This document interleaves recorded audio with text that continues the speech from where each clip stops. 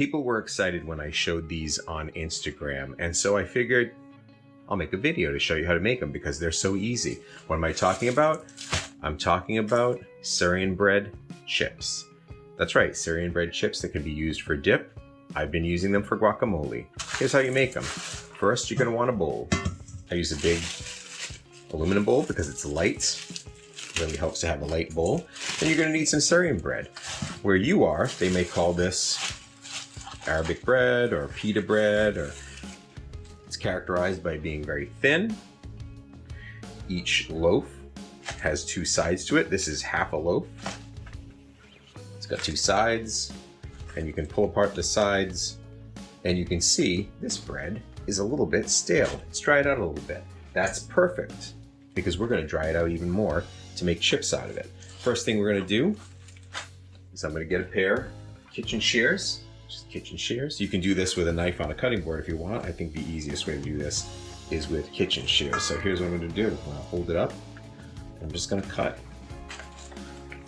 this one in half, roughly.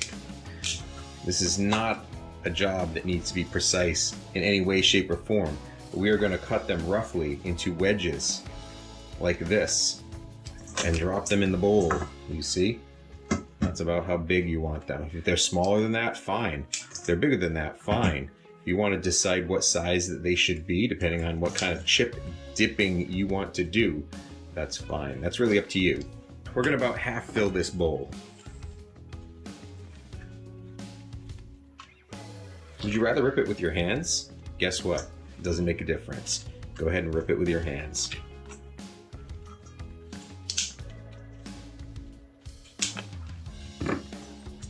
There you go. I got a bowl full of Syrian bread chips. Except they're just Syrian bread right now, and they're not crispy. So what do I want to do now? I'm gonna take some olive oil, and this olive oil sprayer is perfect. I'm gonna pump it up a little bit, and then I'm gonna squirt this with olive oil. So I'm just gonna give it a nice spritz there. Spritz it thoroughly, then toss it.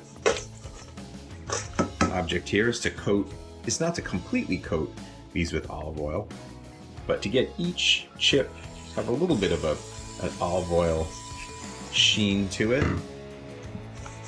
You don't want these to be greasy. They don't need to be. They're going to get crispy whether they fry or not. However, the olive oil does add to the flavor and the texture. So go ahead and make sure that every one of these little pieces has some olive oil on it. The olive oil is also going to help flavor adhere to these, as we're going to be adding a little bit of flavor.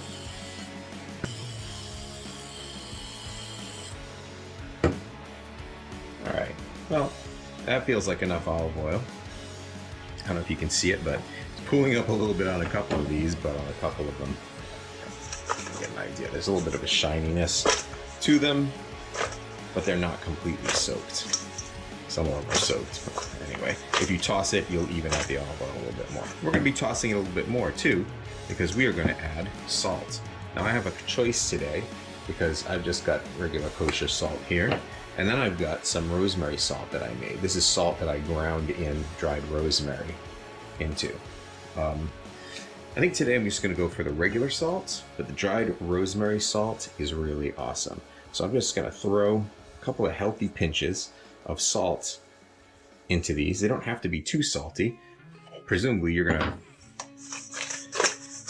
dip them in something that'll have its own flavor, but the idea is don't get them too salty. Get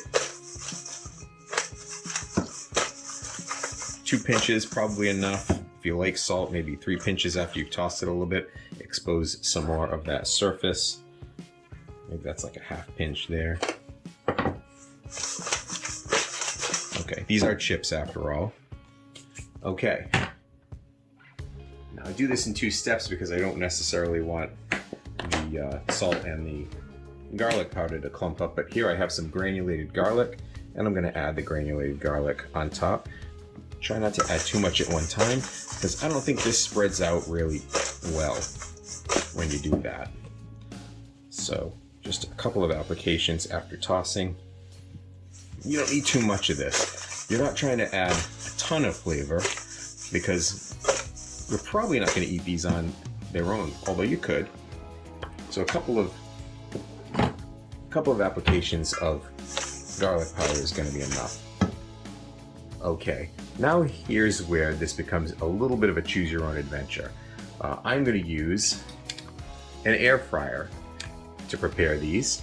If you don't have an air fryer, if you prefer not to use an air fryer, you can use your oven.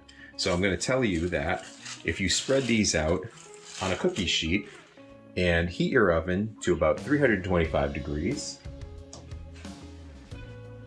you can put these in the oven and you can dry them out over a course of about, 10 to 15 minutes. You're going to need to keep an eye on them to make sure that they don't burn. But at 325 degrees, you've got a pretty good chance of drying them out and not having them burn.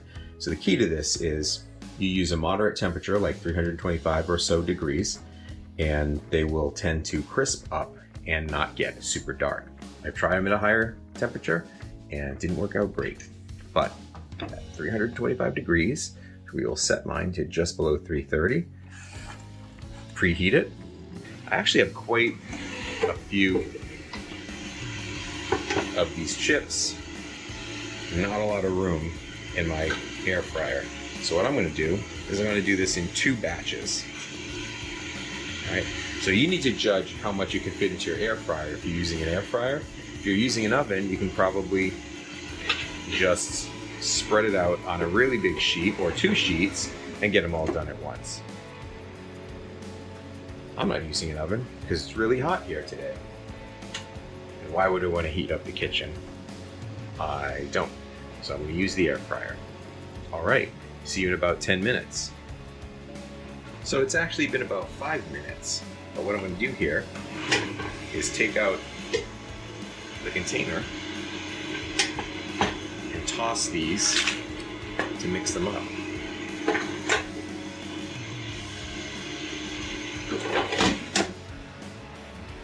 You can see they're getting a little color there. I want them to evenly brown. They were browning a little bit too much on the top there. Okay. This is still a little pliable. This one's crispy. So get them mixed up a little bit so that they don't burn. Cook even.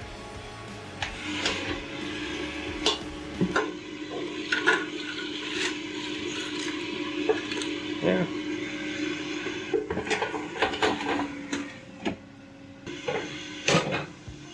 I'm gonna let you in on a little secret. So a lot of these are brown, which is great, and because I know they're crunchy. But even if they're a little bit undercooked looking, even if they're a tiny little bit floppy, they're gonna crisp up as they cool. So it's okay not to overdo them. These are perfect. Key, as I said before, is to keep an eye on it.